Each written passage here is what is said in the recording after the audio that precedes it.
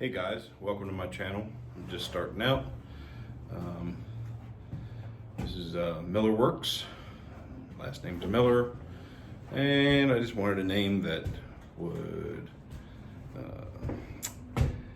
sound decent. I just started getting my equipment, and obviously I'm just practicing right now. But this is my new shed that I just got in. It was put into place a couple days ago. I really wish I would have had my equipment to get this in, the shots and all the movement, and painted the floor. And this is our original shed. This house behind me is my childhood home. My parents had left it to me after they passed, but I just needed a little bit more storage. This shop here is cluttered right now, but it is my father's old workshop. He was a master carpenter and has plenty of woodworking tools that you will see me using in my upcoming videos. The main reason I've started this channel is I want to get back into the ATV community. Last year I bought this 2012 750 brute force, and it pretty much came loaded. It needed some new tires. There were some plugs that were needed, so I decided just to get brand new tires and put those on first thing. And it already had the high lifter radiator relocate on it. It had the worn winch already put on it, the grill, if you can see it, I'll try to get down, the skid plates underneath. It has the 2-inch lift. I have added a stereo to it that will play from my phone. Let's see if we can get the speakers in here. You can see the speakers are right here, one on this side, and I have another one on the other side. Drink holder. Everybody needs a drink holder, whether you're drinking beer or, just trying to hydrate. It's always nice to have one of those. I have the heated grips, which get really toasty, and the thumb heat grips. These come with 2 auxiliary ports that I can select. I will eventually put a heated seat under this, heated seat pad, and run the wires to that. Here's the controls. I'll try to get a better shot for you. Right here for the stereo system, it'll play also FM radio and MP3s. It does have an auxiliary port. Since the cargo lid is a little tight to get into because of the radiator relocate kit, I have housed all the Bluetooth radio equipment up here. It does need to be waterproofed, but for right now, for the little bit of riding I do, I won't go mudding or anything like that. So that'll be on my to-do list. And then of course, I have found videos on building my own storage box.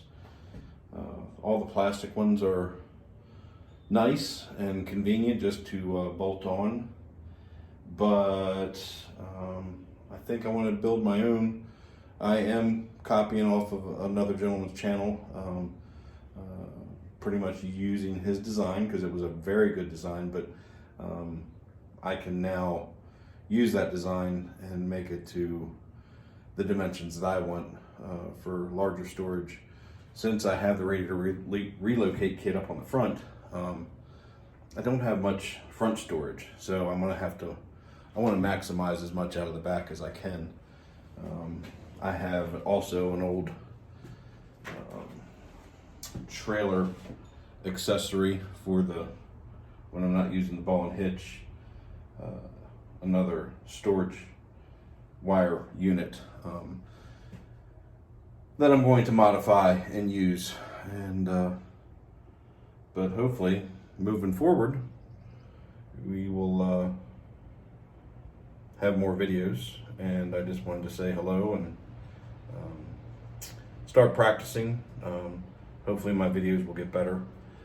I'm definitely not used to talking to somebody that isn't here, but I've been watching a lot of YouTube videos and asking questions, and the YouTube channel community has been a great help and has got me interested in being an advocate for ATV riders. I live in Maryland. We don't have a lot of, Maryland doesn't have a lot of trails that are open. I do live about 6 hours away from the Hatfield-McCoy trails, which I plan on setting up a couple trips down there. We have some friends in our neighborhood that are interested in going for like a long weekend and maybe rent some side-by-sides or ATVs and explore those trails and those possibilities. A lot of my desires as far as just riding is not just riding, is I would like to find other places to camp.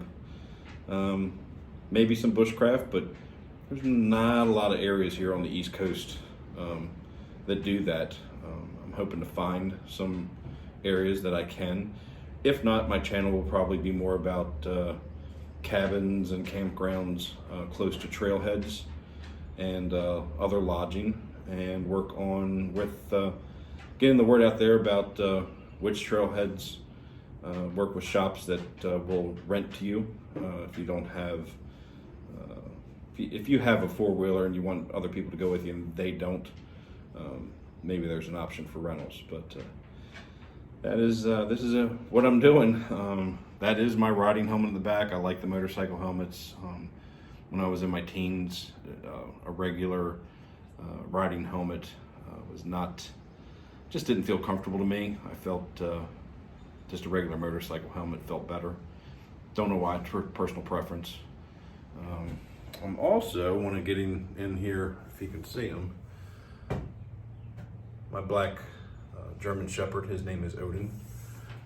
Trying to get him trained and would like to get him to a point where he will be much like a service dog and trained as such, and hopefully he'll be able to go on rides with me.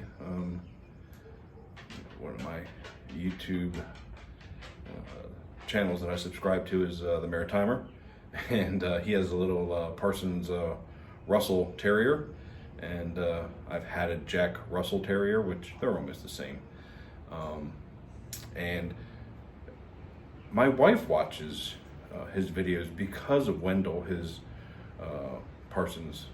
So thinking if I can get Odin out there with me, you know, maybe we can get some of you animal lovers out there will follow me just because of him. I'm not no model by any means. I'm definitely overweight and doing things in my life to try to lose my weight. Actually waiting for my son to come home now. It's 3:26. I hear the new neighbors, their dog is barking. And let's see if can I turn you around here? Maybe not. I'll just flip you around. And it's we are kind of far off the road here, and Odin's barking at the new neighbor dog, and it's a nice neighborhood.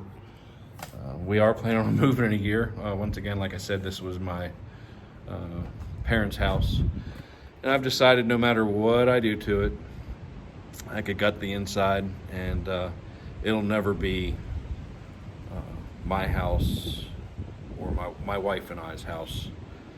It'll always, some form, some way, I'll always know it's my parents' house. And we have gotten in and signed a contract to move. We're going to move to PA. Once again, another reason for moving, not the reason, but another reason, nice reason, is to PA has a lot of riding trails. and I plan on visiting a lot of them. So once again, you will see those videos as well. So anyway, just a 10-minute video here, under 20 minutes, under 15 minutes actually. Just wanted to get out here and get started. Like I said, just got the shed today, got some stuff shuffled around, got 2 snow blowers, the 0-turn, and the brute force in here so far. Set up a little table in the back, and I've got a chair if I need to sit down and read some things on whatever I'm working on. But once again, back to the brute force. I've decided that the electronic 4-wheel drive unit has been acting a little weird per se. And I looked into how much the 4-wheel drive actuator would be to replace, and decided that I'm going to go with a manual system. It's going to bypass the differential lock here. This will be disconnected and everything. This top piece of the throttle will come off. This will be cable manual driven. The differential lock will be on the back. The 2-wheel drive to 4-wheel drive will be on the front. I don't necessarily need 4-wheel drive on the fly per se. Put some rear view mirrors on this over the winter while pushing snow. I ran it up the street a couple times in the neighborhood here. Not necessarily neighborhood, so I like to see who's behind me and know if I have to signal left or right. Oh, there's Odin. He's once again, I want to make him part of the videos here at some point. But yeah, the other thing that will happen is I will get rid of the electronic braking system in this as well. It's taken me a while to get used to not having manual transmission. Just putting it in high or low and then throttling through has taken some getting used to, but I'm also used to letting off the throttle rapidly, and that has sent me over the handlebars a couple times with the electronic braking system. The nice thing about that system is the motor will control your descent if you're on a steep hill or rocky incline, and I've been riding a long time, and I'm very used to the braking system. And the brute force has a great braking system. I haven't had any problems with it, and so that'll be another video. I will work on the installation of that. The other reason for this shop is to do mechanical things here. Once again, the other shed next door is my father's old wood shop, and once again, in those videos, you'll see tools and things that I will be using to build my box. And we'll take a shot of the floor here. I did do the 2-part epoxy with paint chips on the wood floor. I probably didn't need to add the anti-slip additive, but it was only a couple bucks, so I added it and it works. I decided not to go with the clear, as this is going to be a workshop. I just needed a durable surface that I can just wipe up. It's a little muddy now because here at my entrance here, where they put in my ramp and the diamond plate to the threshold of the garage door, it's all very muddy. So actually I've getting ready to go out to Home Depot and pick up some stone that I'm going to put around this, just as to keep the mud down. And I've had the past year, I've taken 7 trees out of this yard and gotten rid of all the grindings from grinding the stumps, but there's some spots that need some topsoil, and since it's spring, I'm going to put topsoil down and get some grass growing again. But during that time, I just don't need all this mud. As you can see, it's collected on the front tires of the 0-turn. They are slick, but they still picks up a lot, and really don't want to have to clean this brand new shed constantly all the time if I can put down something that'll keep that from happening, at least for a while. But once again, thank you guys for tuning in. Hit the like button, subscribe. If you have any advice for me or things that you would want to see, knowing what my platform is, I'll take it all into consideration and try to do as much to get more subscribers. I'm open-minded and once again new to this. So thanks and have a great day, guys.